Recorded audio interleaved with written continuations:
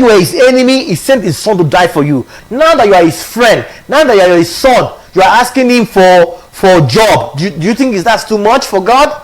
Do you think it's too much for God to provide for you? Do you think it's too much for God to give you peace? Do you think it's too much for God to heal your body?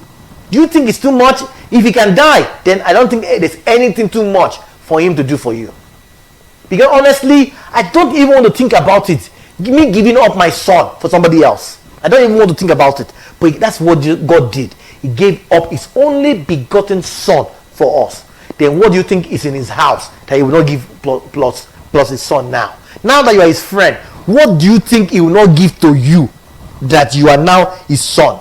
He has already given you his son. There's nothing in his house that is bigger than his son. And if he has given you his son, then you should be so sure every other thing is extra. He will give to you. And that was why that passage says, for when we were still his enemies, if he can send his son to die for us, how much more? When in his son's life, he will give us everything. There's nothing too much for God to release to us.